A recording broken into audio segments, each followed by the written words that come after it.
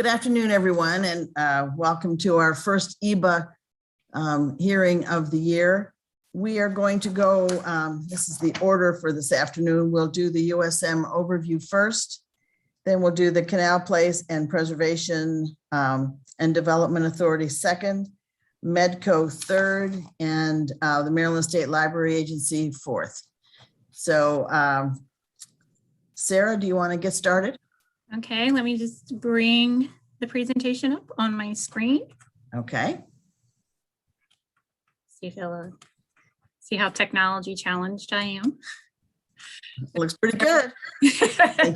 Didn't write this time. So I'm going to start with Exhibit 2, which shows the impact that COVID-19 had on undergraduate enrollment, and using fall 2019 as a baseline for comparison. And this is shown in the blue bars.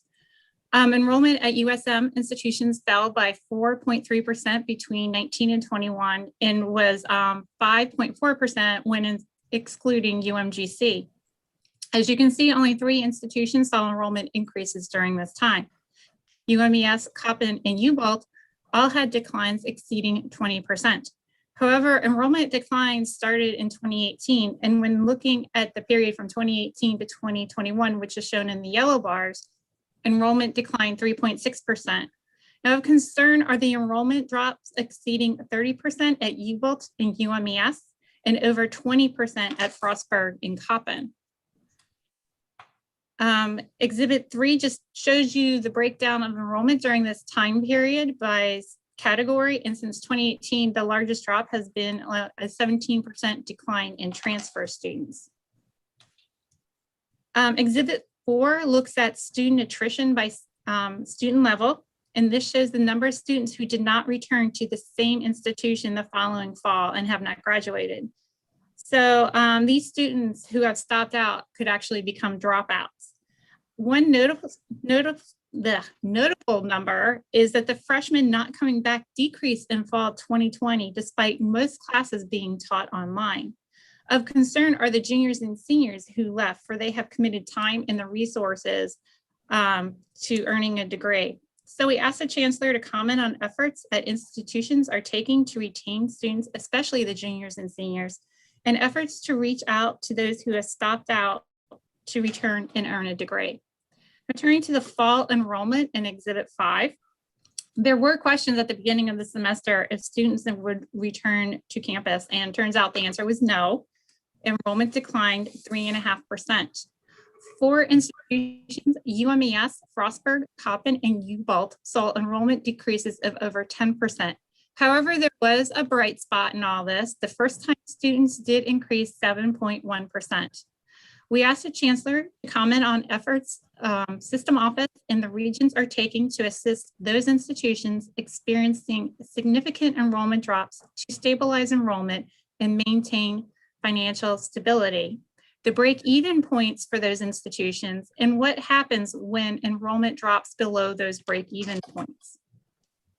Now turning to Exhibit 6, which again, to see the impact COVID may have had, this exhibit looks at the 2-year retention rate of the 2019 and 2021 cohorts. The 2020 cohort was the first to be impacted by the pandemic, with campuses closing during the spring semester. And it doesn't appear to have a big impact on the retention of those students, which may have been tempered by the federal emergency financial aid and the flexible grading policies. However, retention rates did fall for the 21 cohort and declined at all institutions except for Bowie. I do note that one challenge facing the institutions this year is they basically have 2 new classes coming onto campus. The freshmen, of course, and the sophomores who have completed a year in college but didn't have the typical on-campus first-year experience. So we asked the Chancellor to comment on efforts being taken by institutions to assist sophomores to adjust to campus life and ensure their success. Turning to Exhibit 7, this compares the 6-year graduation rate of the fiscal 2011 and 2016 cohorts. And overall, the rate increased at all institutions except at UMES, which declined by 3 percentage points. I'm going to move on to undergraduate degree production. And Exhibit 8 compares the number of degrees awarded between 2010 and 2021. And overall degree production has increased by 42%, while the number of STEM degrees increased by over 61%, that of others degrees fell by 15%. Changing gears and moving on to the federal stimulus money, as shown in Exhibit 5, USM received over $574 million from the 3 relief packages, of which $210.8 million was designated for financial aid. Over half of these funds will be expended this fiscal year. And the allowance does include $31.5 million of funds budgeted in 2023, and $31 million of those funds were designated for HBCUs. Exhibit 10 just shows how these funds were used, how these funds, and this does not include the financial aid portion. And in 2022, over 63% of the institutional funds are being used to cover revenue loss. Turning to Exhibit 11 and the proposed budget, I want to note there are 3 proposed deficiencies. One would swap $43.9 million in general funds for HEF, and this reflects a revision in the revenue estimate and the use of HEF fund balance. There's $500,000 for UMBC to establish the Institute of Innovative Computing, and $500,000 for BUI just to backfill some funding. So after all the various state adjustments, state funding increases 19.1%, or by almost $300 million. Now, overall funds decreased by 1%, but this reflects $148 million decrease in PAYGO funding. So if you exclude the PAYGO funding, total funds increased 1.4%. Exhibit 2 breaks down the increase in state funding, and you'll see that the largest amount, $128.4 million, is related to the salary enhancements. $93.8 million is to restore the remaining portion of the fiscal 21 BPW reduction, of which $20 million is to be expended, used to enhance and expand student mental health services. And there are $45.7 million related to several mandates, which are listed on this page and onto the next page. We asked the Chancellor to comment on student demand for mental health services, especially during the pandemic, how institutions are meeting student needs, and how they plan to use the $20 million to meet the needs of their students. Now, Exhibit 13 shows the unrestricted revenues and expenditures. In 21, despite the majority of classes being taught online and the number of students on the campus were limited, USM closed the year with a surplus of $64.4 million. Initially, they did budget a transfer of $171.8 million from the fund balance to cover expected revenue loss, but as you can see, they were able to transfer $36.9 to the fund balance. So overall, the federal funds helped temper the financial impact of COVID in 21 through 2022. So in 23, USM projects an operating shortfall of $16.3 million, which will be offset by an estimated $56.4 million surplus in auxiliary. So after accounting for the transfer to fund balance, USM would have a surplus of $8.3 million that could be used to provide a cushion if enrollment and revenues come in lower than projected. And turning to the impact that COVID had on personnel, Exhibit 14 compares authorized and filled positions between fall 2019 and 21. So overall, the vacancy rate has increased from 5.1% to 8.4%, with the highest occurring auxiliary, which makes sense because campuses did reduce services during that time, and they are facing, like everybody else, challenges in hiring, filling positions these days.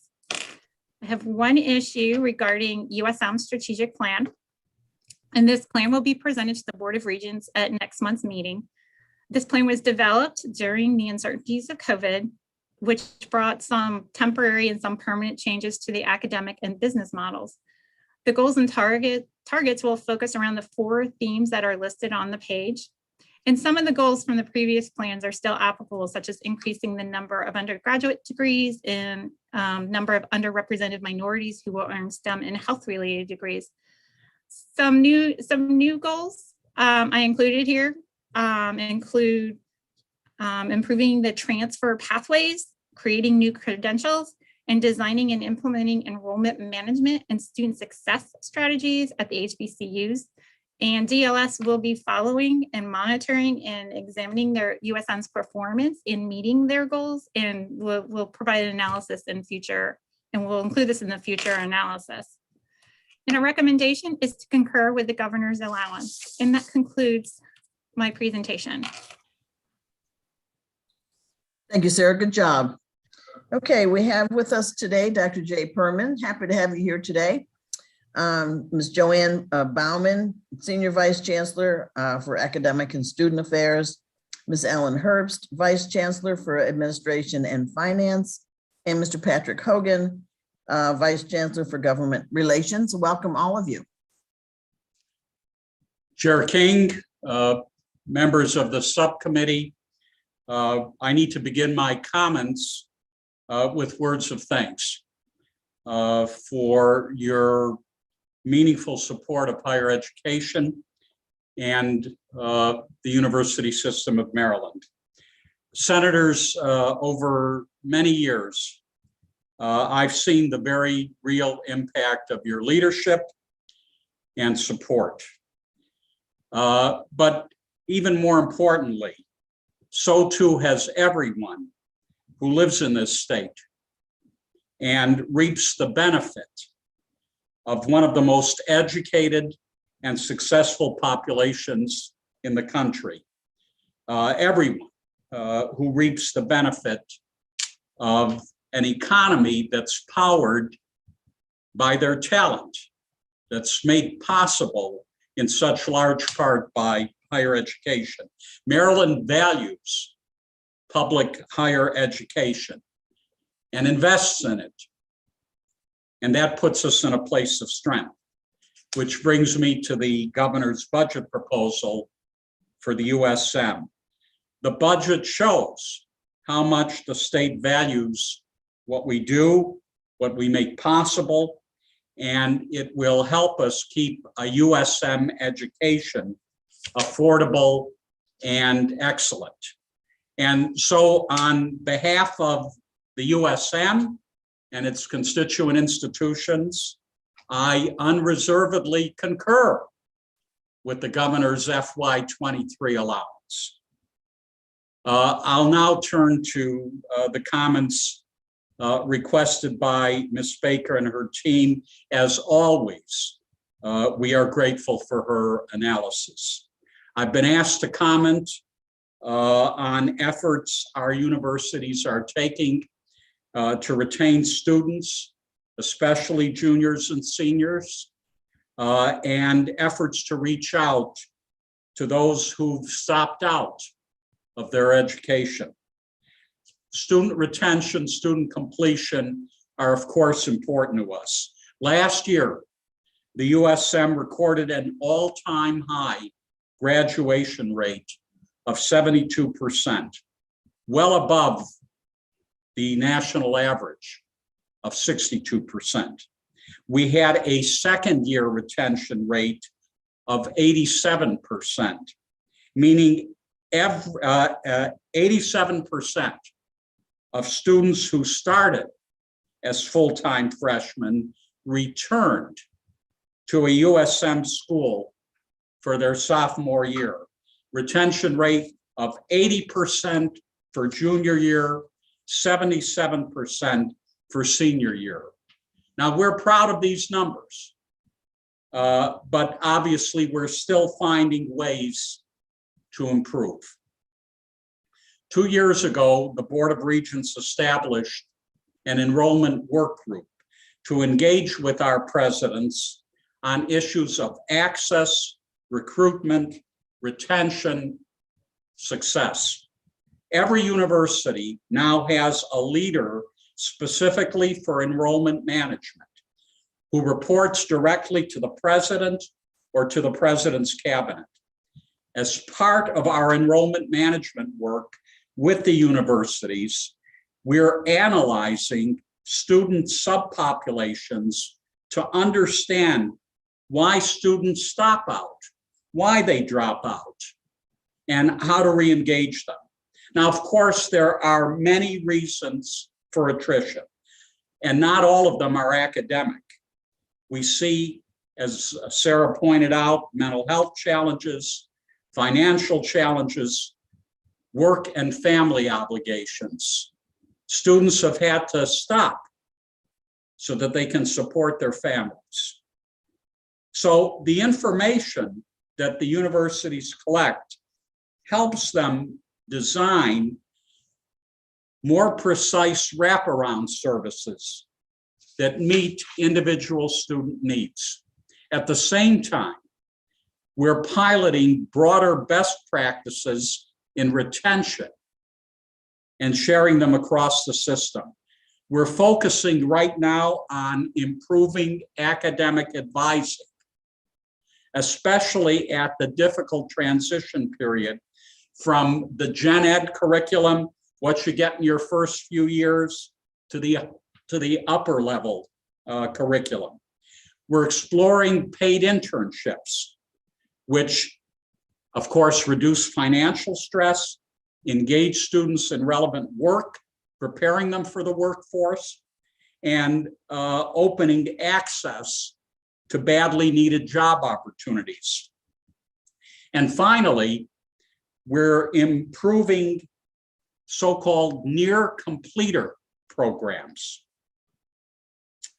Near completer programs, which are being undertaken by all of our universities in partnership with MHEC.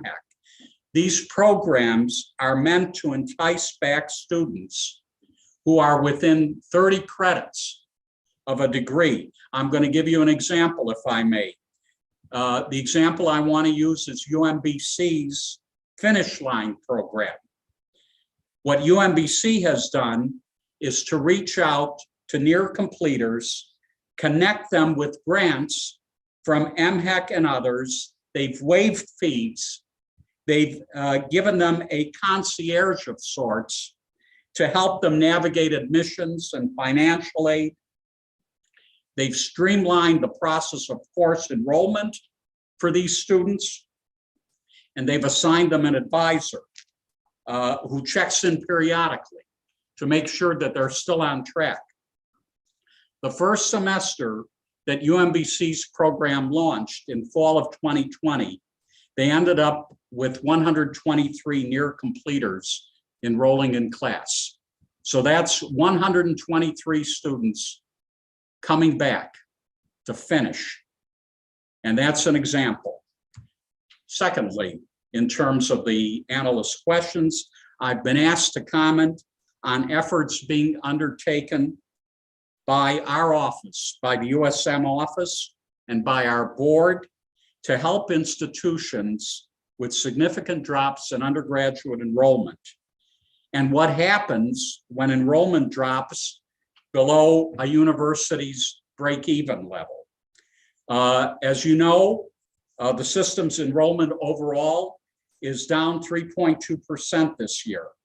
That reflects declines across the country. Ladies and gentlemen, there's a lot that reassures us, despite those numbers. First-time, full-time enrollment actually climbed this fall. We've seen growth in applicants overall, and more specifically in in-state applicants. And even though enrollment at our colleagues at the community college level has suffered during the pandemic, our two-year transfer pipeline, which is important, is still solid. We saw a dip in transfers last year, not a huge drop, meaning there are plenty of students who still want a four-year degree and are seeking one from us. More specifically, our average transfer enrollment each fiscal year for a decade has been between 11 and 12,000. Last fiscal year, it was 10,800, not a huge drop, despite all. We did see declines at some of our institutions, two of our HBCUs, several of our smaller institutions. And as I've already mentioned, our regions convened an enrollment work group. So this particular issue, so critical, has support at the very top of the university system. We're sharing information with each other, And as for me, my executive team and I meet with the presidents of the enrollment stressed institutions quarterly to discuss contributing factors and map a path forward. Our HBCUs in particular are dedicating dollars from last year's lawsuit settlement, federal funding, and I might add, record-setting private philanthropy to offer more attractive financial aid packages, reduce student debt, and expand retention programs. Collectively, our institutions are working to enroll and serve a broader set of learners, offering new degrees, certificates, other credentials that advance learners' own education and career objectives. And all of us are committed to serving the populations we simply haven't served as well as we could. And these include adult and non-traditional learners, the Latinx students, transfer students, students who are not coming out of K-12 and are college going. We can do better there. And we're very pledged to do better there. Personally, and excuse the comment in a sense, I am very bullish on higher education. There are plenty of students to be educated, plenty of students. I'm not worried about enrollment.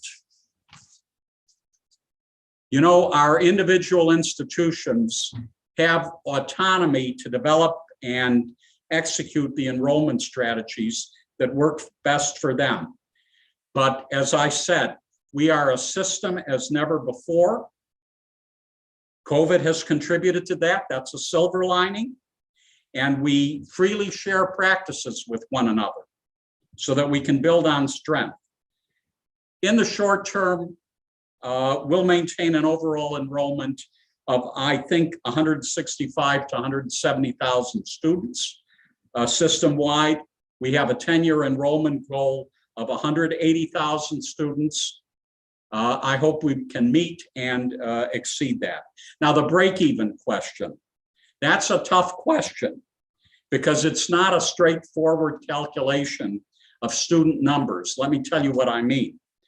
Different categories of students contribute different financial value to our institutions. In-state versus out-of-state, graduate versus undergraduate, residential versus commuter. Even a student's major affects revenues and expenditures. And so to strengthen enrollment-related revenue and the revenue expenditure balance, we do focus on student mix as much as student numbers. We're working on a model now to help the universities run various scenarios and frankly fine-tune their enrollment strategies. I do want to point out, because I'm proud of it, that the ratings agencies are now weighing in as we prepare for bond sales. We have the first from Moody's, and we just got a AA1 bond rating, as we have maintained for Moody's with a stable outlook. At least in their view, we're doing better than break even, and our financial position is strong. Next, I've been asked to comment on efforts being taken to help sophomores adjust to campus life and succeed. Look, the challenges faced in particular by our sophomores, which Ms. Baker called out, they're substantial because their college careers began in lockdown, if you will. The natural attrition between freshman and sophomore year is aggravated at these times by the fact that the second year students didn't get the same chance to build a sense of connection with the campus community as students before them. So our universities have developed parallel orientation programs for freshmen and sophomores, introducing them to the academic, social, and support services that will help keep them in school. We're enhancing wraparound services for sophomores, including individual support services. We're focusing on academic success, especially in math, so that there's less need for developmental courses for them, remediation. If you don't need that, you're more likely to stay in school.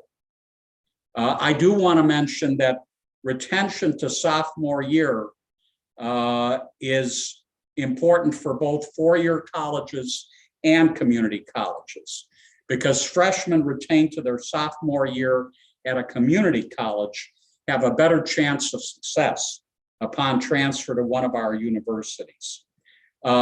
Everybody in this cohort needs targeted support, and we understand that, and we're focused on that. You are aware, I think, of some of our efforts to ease students' transition into the USM from the community colleges. These include our new and better ArtsIS platform, which is coming online this spring, which will simplify the transfer process itself. It will save students time and money. It'll preserve the credits they've already earned and relieve them of some frustration. We're very focused on easing this transfer from community college to our 4 years. We're leading that effort with 35 institutions across the state. It's something that I am very focused on. And one more comment, if you will, on supporting transfer students. At the universities at Shady Grove, whose students begin their education at a community college. Shady Grove has established, and I'm sure the chair knows this, the Transfer Access Program, which provides those students early access to USG services. Services like advising and skill building, academic readiness support. In a sense, they're part of the place before they get there. And I think that's a very important strategy. Towson has a transfer student center, which provides a seamless transfer experience and targeted support throughout a student's academic career. Now, finally, and I'm sure you're glad I'm saying finally, I've been asked to comment on student demand for mental health services, how we're meeting student needs apart from academic, and how we plan to use the funds proposed for that kind of work. 2 years under the strain of COVID, yes, it's created mental challenges for all of us. But you think about the students, the first-time full-time freshmen. You know, they have spent 10% of their lives in this crisis. COVID for them has been particularly devastating. We recognize that has meant for them a rapid pivot to different learning platforms. It's meant separation from the very people that support them, their friends, their classmates. It's meant mounting financial pressure. So all of this compounds the natural stress that many of us remember of moving from home to campus, from high school to college, from gen ed courses to the more rigorous courses in the majors. There's a huge requirement for services. It's daunting. And it's particularly daunting for students that are first generation, low income students, students underprepared for college coursework. Obviously, the support services are critical. So we are intensifying financial aid counseling. We're providing emergency aid for students who need help with essentials like food and housing and transportation. Many of the students have lost part-time jobs, and we're trying to make up for that. We're trying to close technology gaps exacerbated by the pandemic. Not everybody could immediately simply go online. We had to provide computers. We had to provide hotspots. We're sensitive to that. We understand that traditional financial aid packages don't necessarily attend to those needs. So our mental health professionals are counseling more students, if I may be frank, who've attempted suicide or who have suicidal ideation. We're seeing more emergency petitions, which creates additional stress for classmates and their roommates. System-wide, our counseling center directors, health center directors, vice presidents for student affairs, they're meeting regularly to share resources and practices. Yes, we have turned to outside vendors for support in telecounseling and online platforms that engage students quickly. And then those teleservices make referrals for more individualized and intensive care. At the same time, and the analyst alluded to keeping people at work, our counseling centers have suffered significant losses in professional staff because our salaries often can't compete with what they can make in private practice. The extra cost to provide counseling services online and face-to-face are substantial. So with the full restoration of our FY21 BPW cut, we expect to fill positions that went unfilled earlier in the pandemic, including positions integral to these counseling and student support activities. Members of the committee, you've been very tolerant. I thank you for your time, and I welcome your questions. Thank you, Dr. Perman. Members of the committee, any questions? Senator Alfrith. Thank you, Madam Chair. Chancellor Perman, so good to see you. Thank you. I want to just thank you for your work on particularly the community college transfer situation. I think we can all agree that has to be a priority for us as a state to keep higher education affordable, to make sure we're retaining the best and the brightest in the state of Maryland. So thank you. And I look forward to working with you and your staff on that program and funding for that program. I just want to make a note. It's not so much a question, Madam Chair. I think you landed or ended on the mental health demand that we're all experiencing, not just in higher education, but across the state. And so I guess I would challenge the USM in particular as one of our few bodies to respond to that crisis. If we could think about how we educate more mental health providers, because this is across the board that we are seeing this deficit, and you are our great hope in filling that gap. So isn't that so, Mr. Chancellor? It is so, absolutely. And you and I think, have had these conversations before.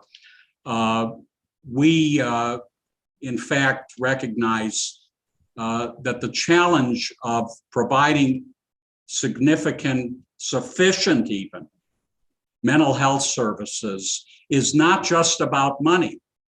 I know as a pediatrician that 30% of children in good times ideally need mental health services. You know what? They're just not there. So you can spend as much money as you want, they're just not there. So among the strategies that we have at our hand in the USM, we have great opportunities with social workers.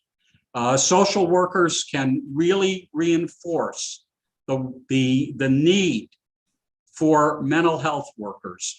We're building a larger program to educate social workers to this kind of work at Shady Grove. We have to do more of that. You know, I might add, and I'll see you, I know, for these discussions later in the session. I'm delighted that a new social work building is targeted for the UMB campus. We've got to make more social workers because so many of them can contribute to this problem. Absolutely. Thank you. Thank you, Madam Chair. Thank you. Thank you so much. On the witness list here, I have Relford Matthews. Did you want to testify? Relford Matthews, are you on? I am indeed. There you go. Go ahead, Mr. Matthews. Hello, my name is Relford Matthews, Senior. I have worked for the last 13 years as a maintenance mechanic at the University of Maryland Eastern Shore. And I am here today in the capacity as an executive board member of ASME Council 3. My university and others continue to fail and meet the needs of the student workers and the greater community. Despite record investment from the General Assembly, we have seen at UMES an acceleration of privatization of our state work. Right now, more and more of our maintenance work is being done by private contractors. Most recently on our campus, it has been down to grounds. Grounds started out with a crew of 12 members, and now it's down to a crew of 3 full-time state employees. Recently, when asked why there's so much difficulty in removing snow and ice from our campus, it was answered that because of a lack of staff. We have lost a lot of members to attrition, and we have filled them with people of contingent workers. And contingent workers are not state employees, they are contractual. Contingent workers have been hired, but not as grounds crew, but as service workers on individual contracts. And they do not receive full-time benefits. This is unfortunately a trend throughout most of HBCUs at the USM, where our blue collar jobs, the maintenance, housekeepers, and grounds are being lost. A few years ago, we lost food service to privatization. And just for the sake of saying it, we had one of the really best food services on the Eastern Shore, and we lost it, and we have suffered since then. These jobs, like the one I perform, are a gateway to the middle class, and we're talking about getting students, and these are the parents of the students that we're trying to attract to the school, especially with the parents have the benefits, then they can also bring their kids in. Middle class, this is a gateway to the middle class, tuition remission for people of color. However, USM and HBCUs have gone out of their way to limit these jobs and benefits. Furthermore, we have relied on underclass of workers. Contingent employees are hired by the university as individual contracts, but they do not get the full state health insurance, nor do they enroll in the pension system. These underclass group number more than 1,000 in the USM system and are functionally without rights and can be terminated without cause for up to as many as 3 years. And that's only if they last that long. As there are existing laws on the books that your committee have passed to prevent privatization of state services, we hope that you support ASME in bargaining to stop this circumvention of your work. Thank you. Thank you very much. Todd Holden. Thank you, Madam Chair. I'm Todd Holden, and I thank the members of the committee for their time today. I'm the president of ASME Local 1072 at the University of Maryland College Park. And I just want to start by saying thanks to the Senate for their override of the veto of SB 9, which now makes consolidated bargaining with the USM a reality and the law. And that's great news, right? Because I think that we've been very optimistic about the fact that as the As the command and control of the system, as it were, the USM really does have the power and the authority to make broad and substantive changes that benefit all of the employees in higher ed. Unfortunately, though, we have an active demand to bargain over health and safety that we've submitted to the USM that to date has gone unanswered. Our interest in that, of course, is in establishing consistent protocols in regards to the ongoing pandemic. We specifically want to make sure that there is adequate and broad access to PPE, sufficient testing, and certainly questions about leave with positive cases continuing across the region obviously remain a concern.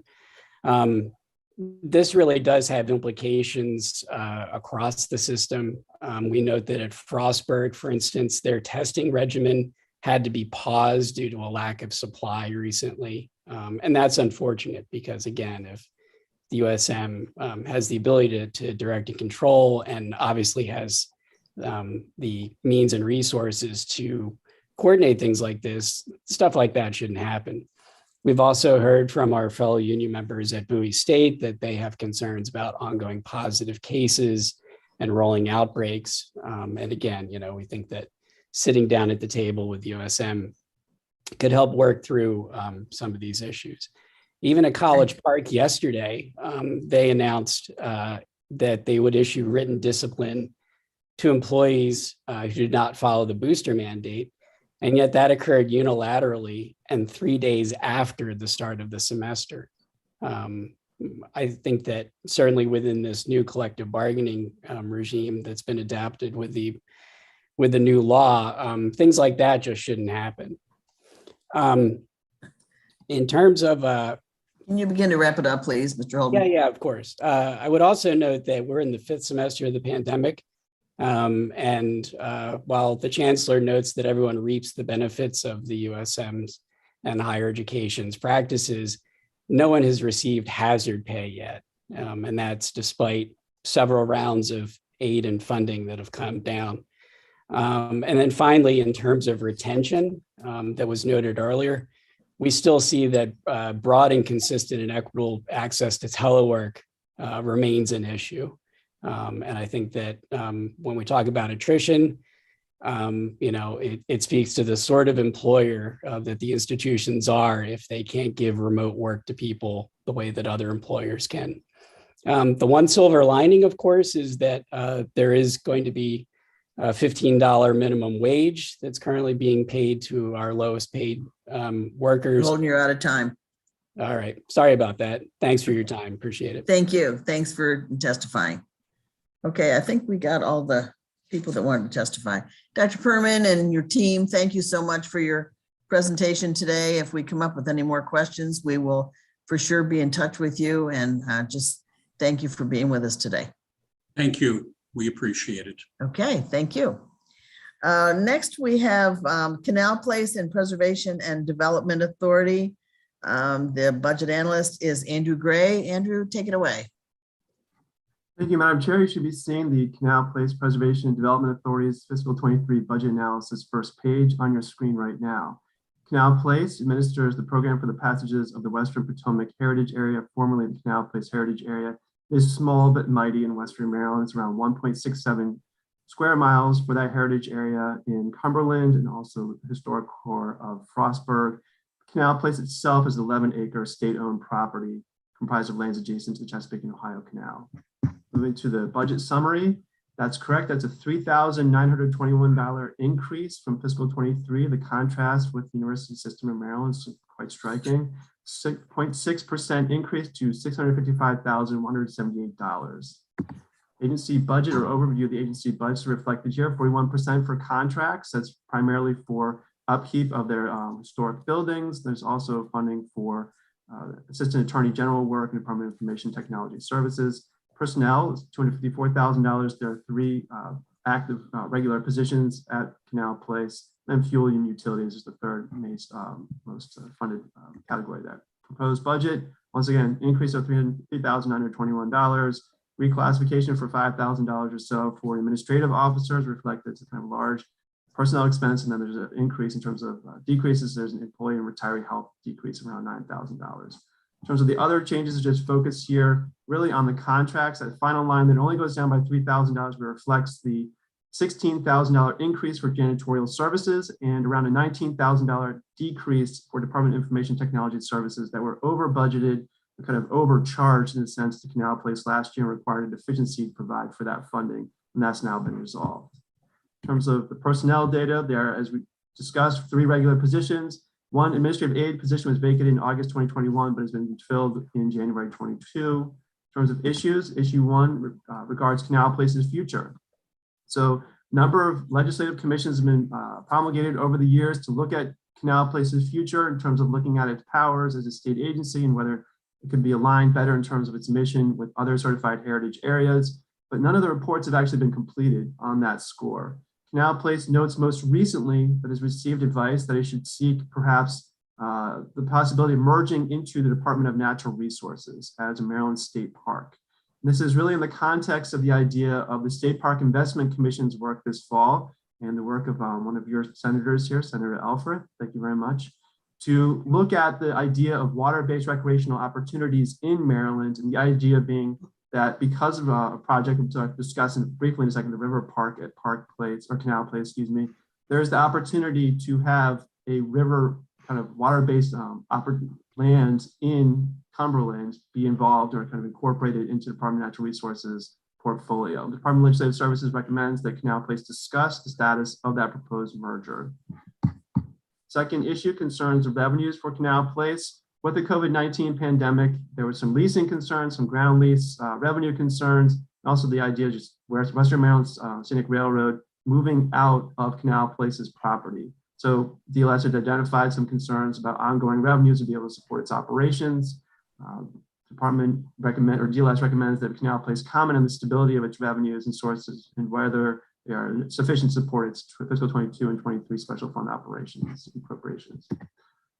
Then moving on to the kind of more managing for results, visitors decreased in 21 as can be understood due to the pandemic. However, you are seeing an increase in the Great Allegheny trail riders. So that's actually people getting outdoors, recreating. So if people are not coming indoors, at least they are coming to the area in terms of outdoor recreational activities. And Exhibit 4 looks at events and event revenue. So there was an event coordinator that was with the city of Cumberland. It was a funding, dual funding situation there. That coordinator position is no longer available. Therefore, you're seeing a large decrease in contract event revenue since around fiscal 2017. But for fiscal 2021, you are seeing an increase in the nonprofit contracted events, and that's due to available space being provided for that purpose. The recommendations concur with the governor's allowance, and then 3 just brief updates. River Park at Canal Place, about $15 million project. Canal Place is working with the city of Cumberland and Allegheny County on this project, and they've hired a consultant to help bring in revenues for this purpose. Update number 2 is the management plan. Canal Place is expanding or proposing to expand and also to update its management plan. Management plan had been proposed back in 2014, but was never formally approved. Therefore, they're going through that process and hope to be ready for completion with that process by December 22. And they've resolved some of the audit findings that reflected prior year audits not being provided by an independent auditor. There were some concerns about funding, but they appear to have resolved that. And the fiscal 21 audit should be completed by July 22, getting them completely square with the auditors. And without further ado, I will take questions. Thank you very much. Okay, any questions from the committee? Andrew, you're getting off easy today. Okay, and with us today, we have Deidre Ritchie, from the Executive Director of Canal Place, and Ms. Janice Keene, the Board Chair from Canal Place.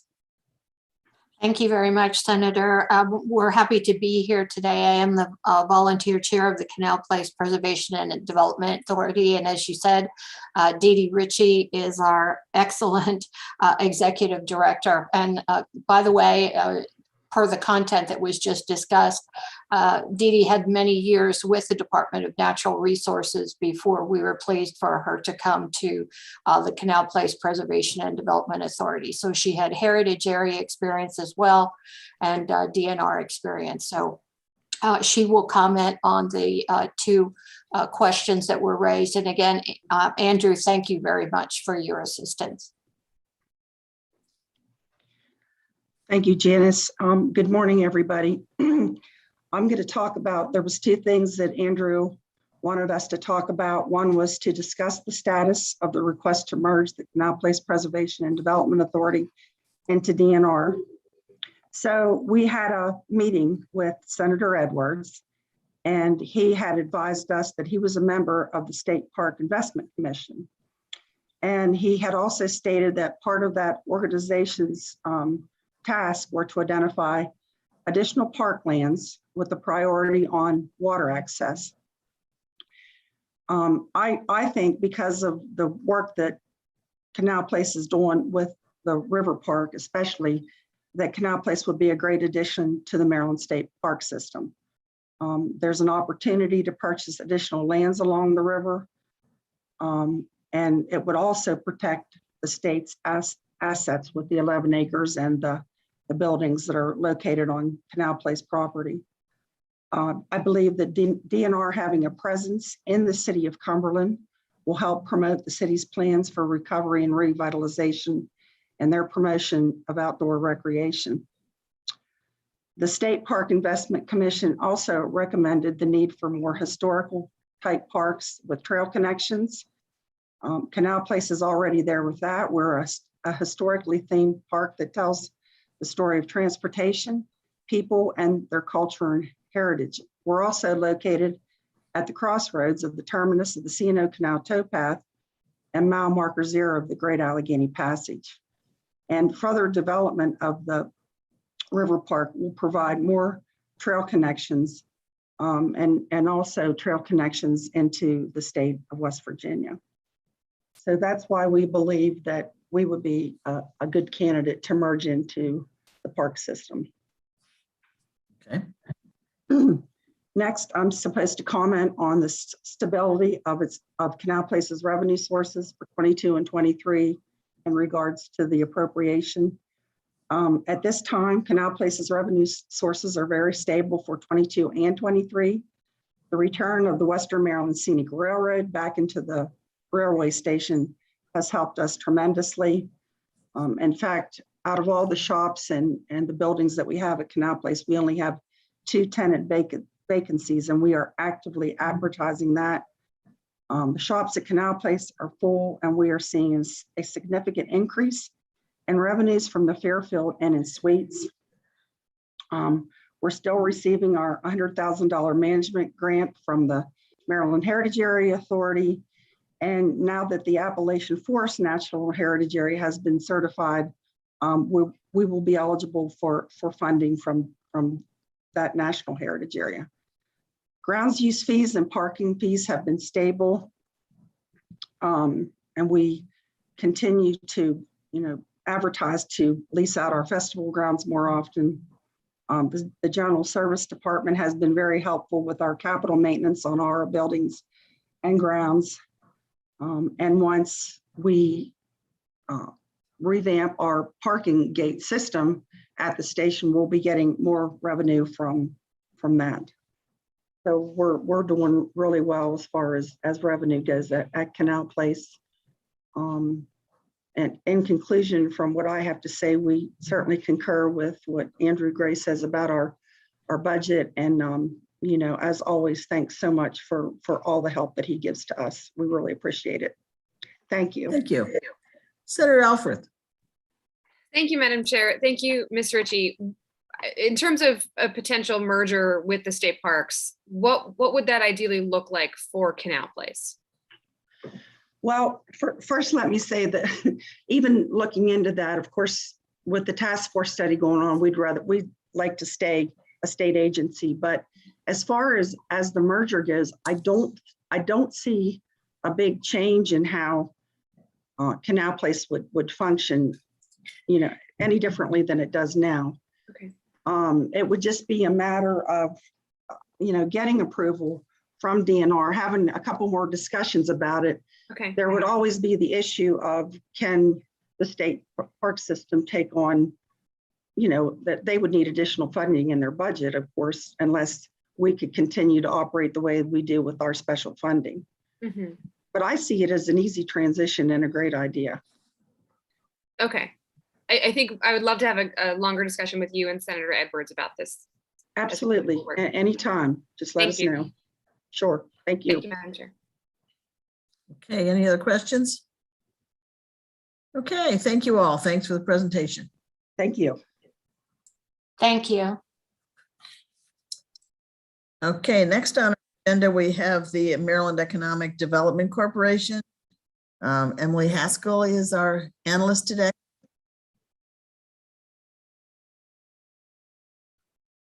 Emily, are you here?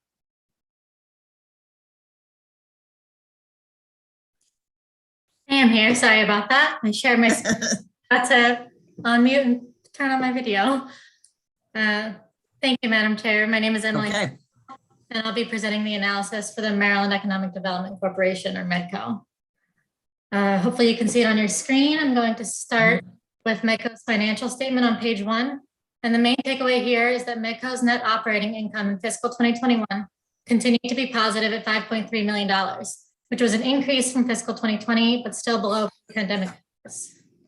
Also on the last line, you can see that MEDCO ended fiscal 2021 with negative net assets at about negative $327 million, driven primarily by yearly income deficits for the Chesapeake Bay Conference Center, or CBCC project. Exhibit 1 on page 5 shows MEDCO's net assets over time. The red line represents net assets of the facilities MEDCO owns and operates, currently totaling 15 facilities, while the blue line is for non-operating projects, where MEDCO generally serves as an arm's length financing entity. Operating facilities net assets decreased by $27 million in fiscal 2021, largely due to a decrease of more than $21 million at CBCC.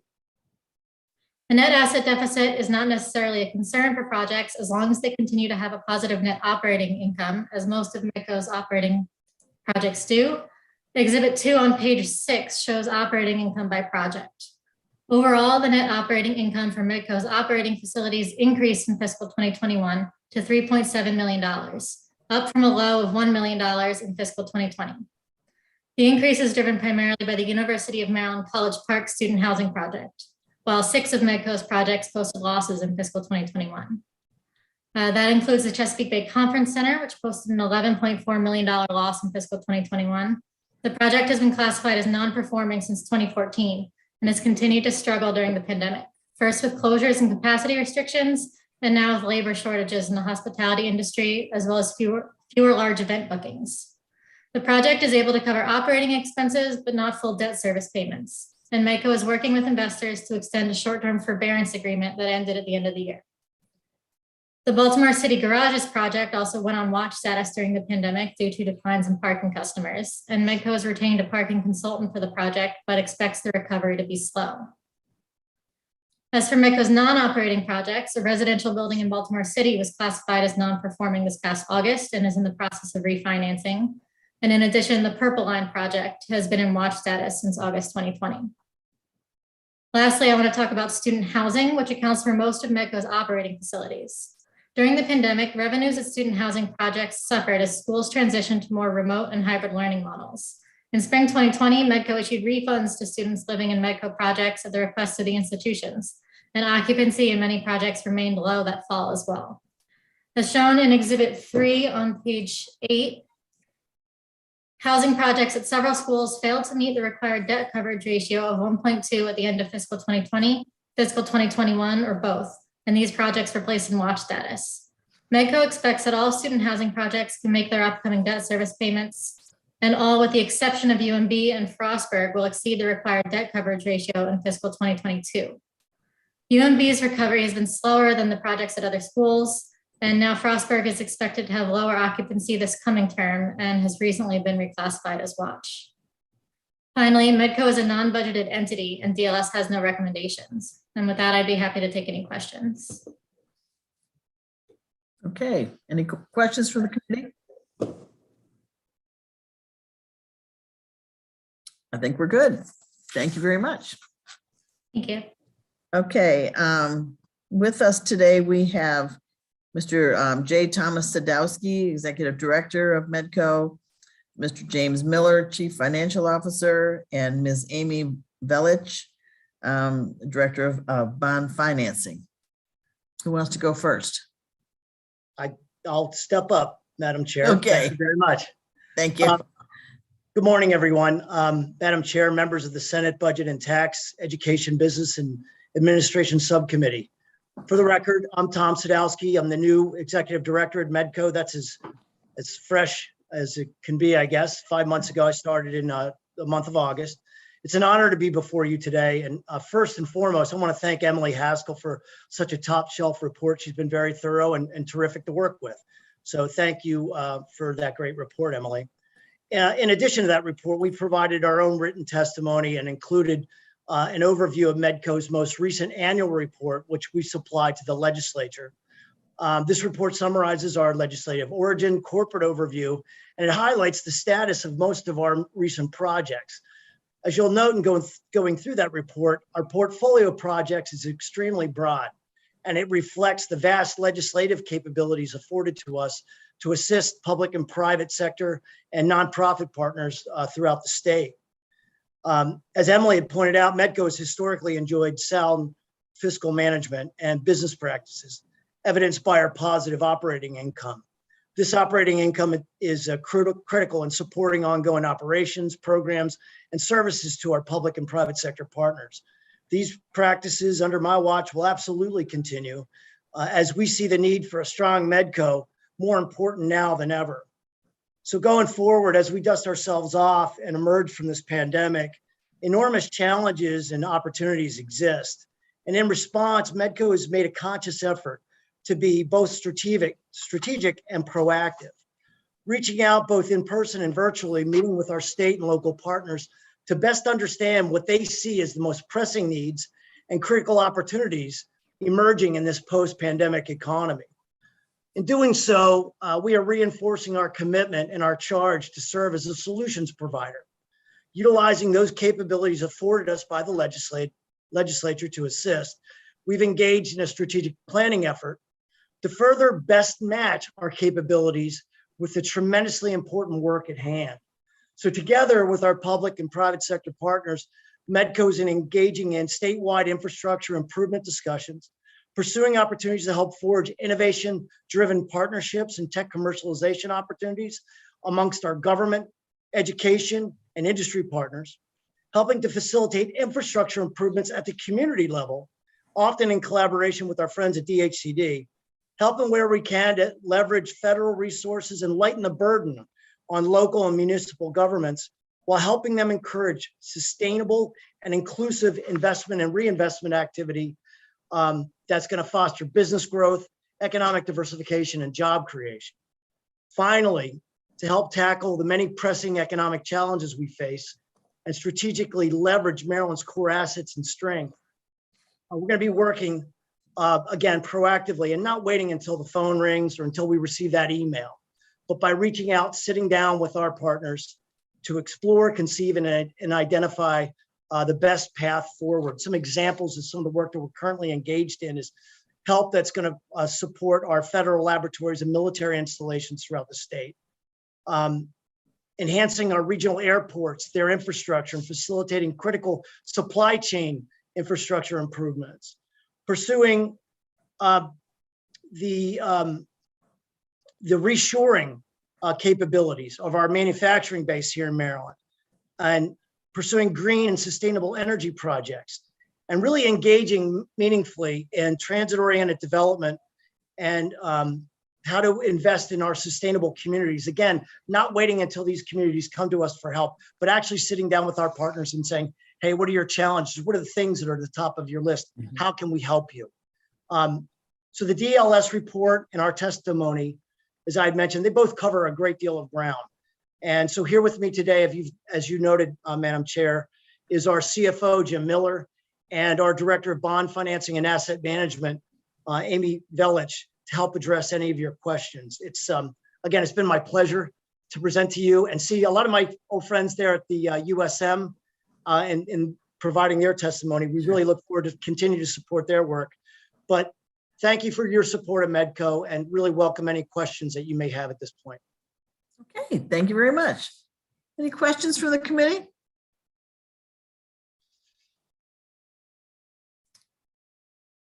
Go ahead, Sarah.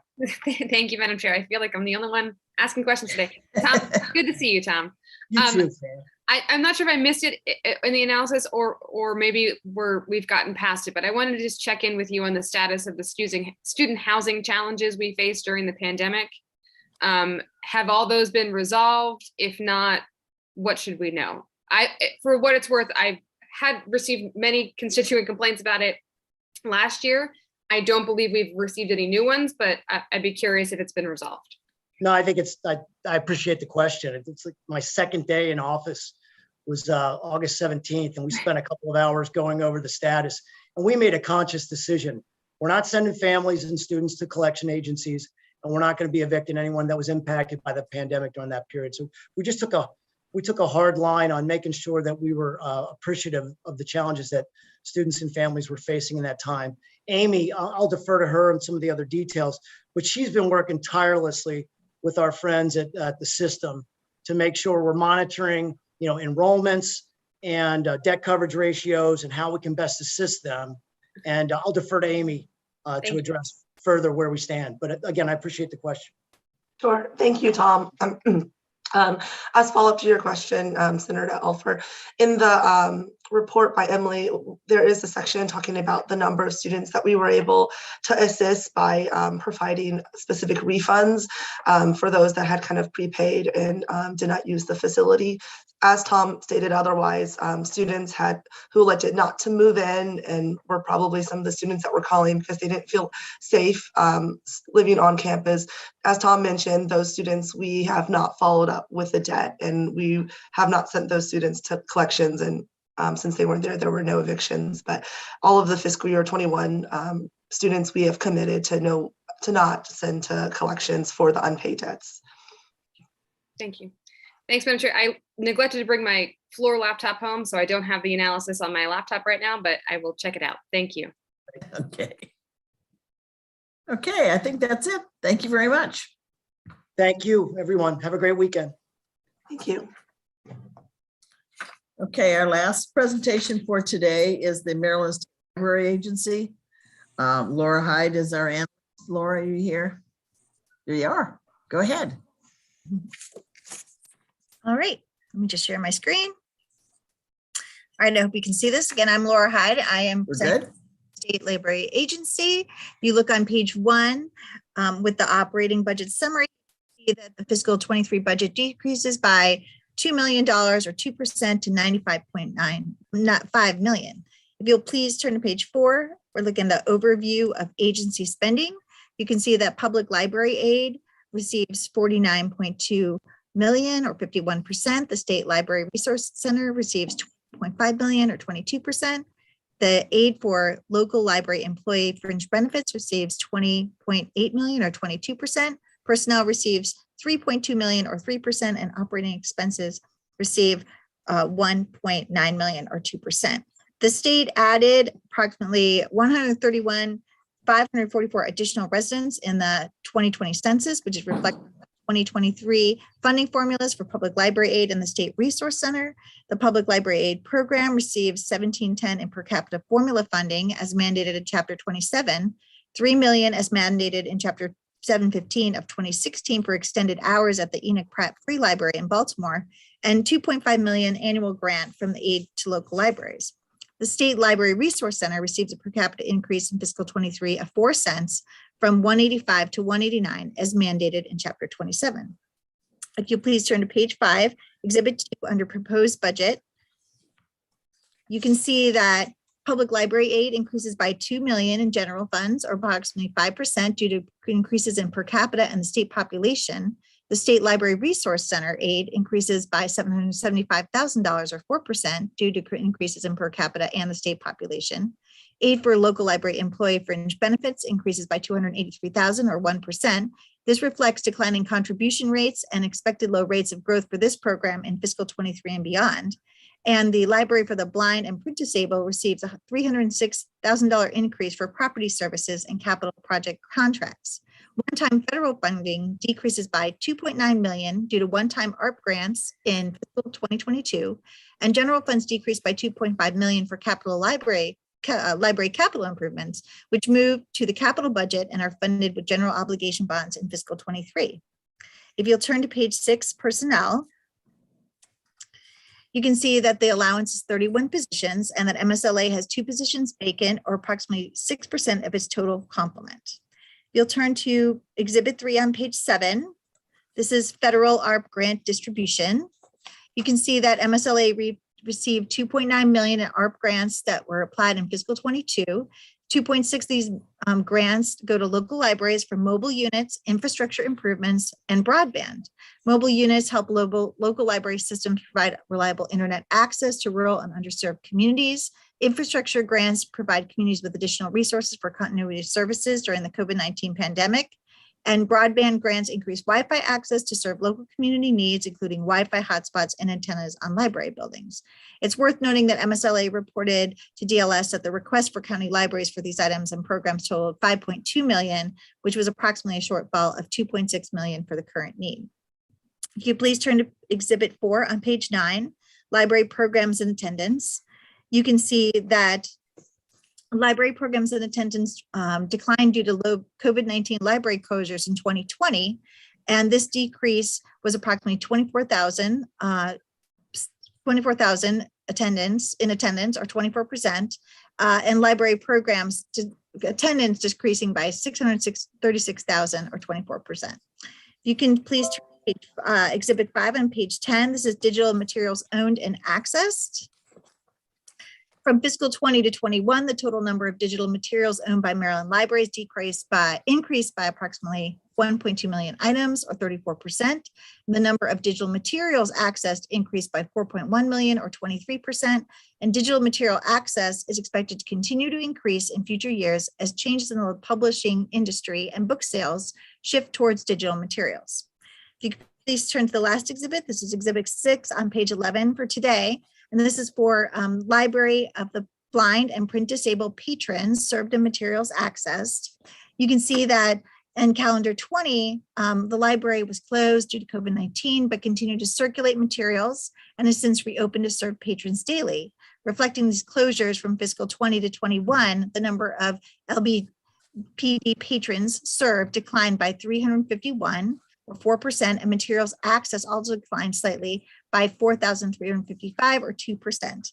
But MSLA expects that with increased accessibility to services at the library in calendar 21 and 22, the number of patrons will return to pre-pandemic levels. DLS recommends concurring with the governor's allowance, and that concludes my presentation, and I stand for questions. Okay, thank you very much. Is there any update on the lawsuit? Irene, do you have that? Yes, I do. I have you. that at the end of my comments. Okay. Okay, then, any questions from the committee before we? Okay, then go back.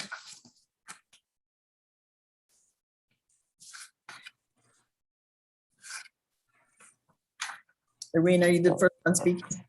Yes. Go ahead. Okay. Well, good morning, everyone. Chairperson King and members of the committee. As you know, I'm Irene Padilla, State Librarian, and with me are Tamar Sarnoff, Director of Public Libraries and State Networking, John O, Director of the Library for the Blind and Print Disabled, and Donna Alberto, Chief Financial Officer. And it's really a pleasure to be here today, and thank you for your ongoing support of Maryland libraries. We are here in support of the Maryland State Library Agency's operating budget.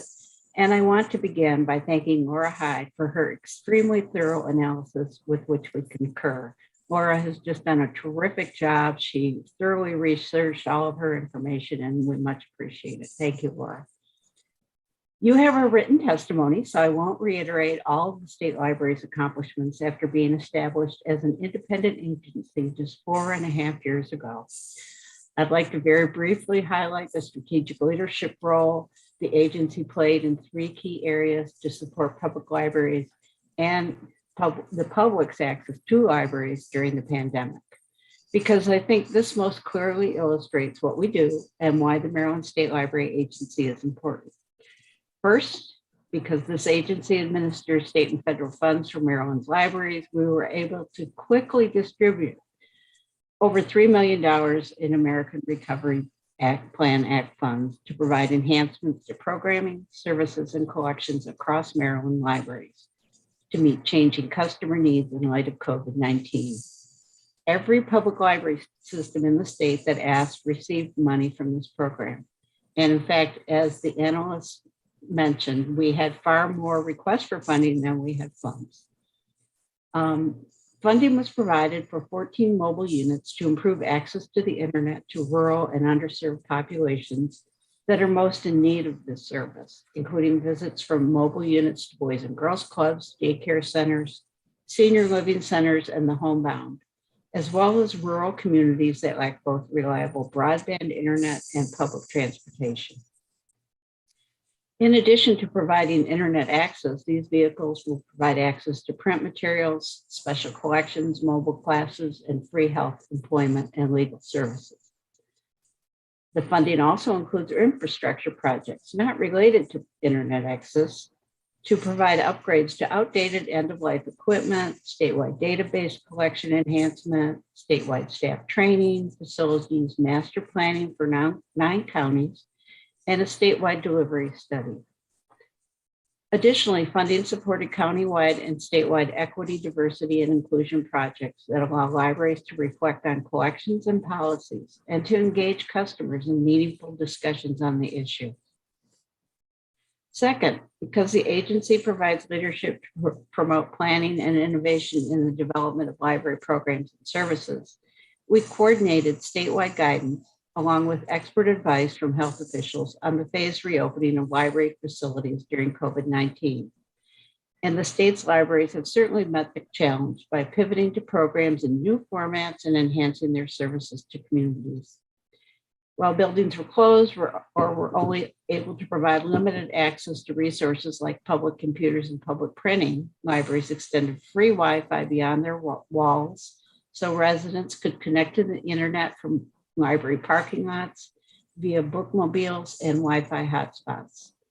Library staff continued to engage customers by providing robust virtual programming from story times to conversations on equity and justice. Maryland libraries provided over 10,000 hours of contactless service, including material pickup, printing, and reference service. They held outdoor story times, prepared take-home science and early literacy kits, and reached customers where they were through over 2,000 virtual programs. They provided more than 5,600 computers for public access. Libraries increased e-material holdings by 32% to provide remote access to information for all Marylanders. There was a 13% increase in circulation of ebooks and other downloadable materials, and a 31% increase in customer access to digital materials. The use of e-resources increased dramatically. And although in-person visits to the library buildings were down, libraries saw over 63,000 visits for contactless service. Library staff assisted Marylanders by answering almost 5.4 million questions, helping them gain important skills for lifelong learning and career readiness, both virtually and in the branches. Librarians provided virtual one-on-one instruction, resume, and job search assistance, and homework help. Even when libraries partially reopened to the public, they continued to provide contactless services, including book pickup, remote printing, and 3D printing services, and phone and virtual reference help. Third, and finally, the dedicated staff of Maryland State Library for the Blind and Print Disabled provided continuous mail and phone services to blind and low vision customers without any disruption during the pandemic, unlike other states, because this agency is committed to access for everyone. Maryland libraries remain resilient and responsive to their community's needs and will help ensure that the state is well positioned for a rapid recovery. Libraries have supported vaccine distribution and the provision of health information throughout this time. And I have been informed just yesterday that we will also be distributing masks in some jurisdictions. We're extremely grateful for your support of the Maryland State Library Agency and its mission. So in closing, I would be happy to answer any questions and provide some additional comments about the information referenced in the notes the analyst review concerning the lawsuit filed by the American Association of Publishers against public libraries. It's now Chapter 412, Public Libraries Electronic Literary Products Licenses Access. Switch. Okay. I switched over so fast, I didn't get a chance to thank Laura Hyde for her good presentation. So thank you for all your work, Laura. Any questions? Oh, Senator Zucker. Thank you very much, Madam Chair. I wanted to make sure that Senator Alford knew she wasn't alone, but she never is. But yeah, thank you for everything you're doing. I guess Delegate Malone. I guess one of my questions is you all have been doing obviously a great job operating under extraordinary circumstances, but you mentioned that you're going to be doing mask distribution. I know that you've been doing test distribution. I was just wondering what impact, both positive and negative, that's had for the libraries that are serving as the distribution sites. Thank you, Madam Chair. That's a good question because it has been interesting. While we're more than happy to distribute these particular materials and welcome that, it's been hard on staff because we run out so quickly. I mean, it literally in 30 minutes, we can have a whole huge supply of the test kits gone.